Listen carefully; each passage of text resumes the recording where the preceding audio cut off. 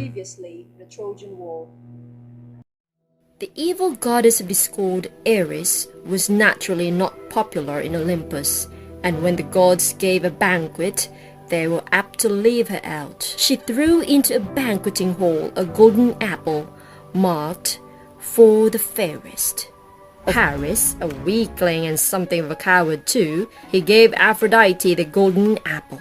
So matters stood when Paris gave the golden apple to Aphrodite. The goddess of love and beauty knew very well where the most beautiful woman on earth was to be found. Menelaus got back to find Helen gone, and he called upon all Greece to help him. So the Greek fleet made ready. 1,000 ships carried the Greek host. For 9 years, victory wavered, now to this side, now to that.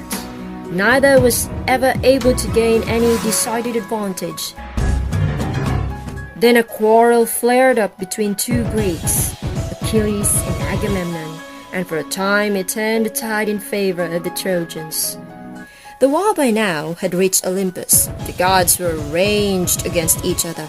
Aphrodite, of course, was on the side of Paris. Equally, of course, Hera and Athena were against him.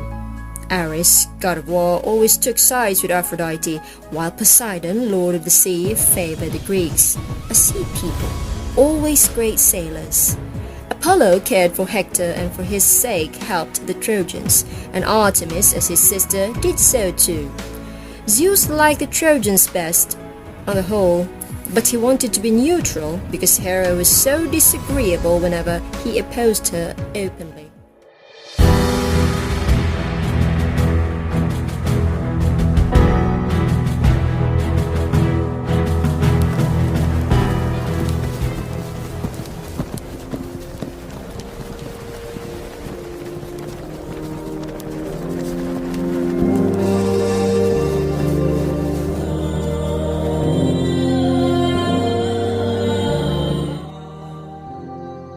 The Trojan War.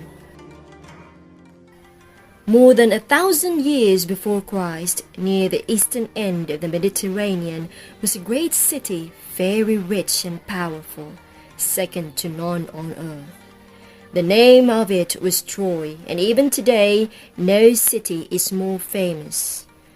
The cause of this long-lasting fame was a war told in one of the world's greatest poems, the Iliad.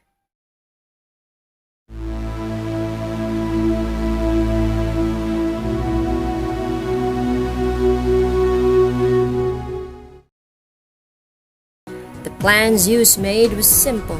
He knew that the Greeks without Achilles were inferior to the Trojans.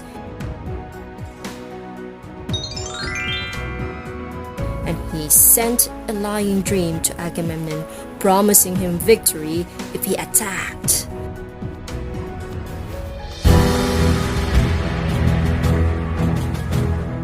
While Achilles stayed in his tent, a fierce battle followed, the hardest he had fought. Up on the wall of Troy, the old King Priam and the other old men, wise in the ways of war, sat watching the contest. To them came Helen, the cause of all that agony and death, yet as they looked at her, they could not feel any blame. "Men must fight for such as she," they said to each other, for her face was like to that of an immortal spirit. She stayed by them, telling them the names of this and that Greek hero, until to their astonishment the battle ceased. The armies drew back on either side, and in the space between, Paris and Menelaus faced each other.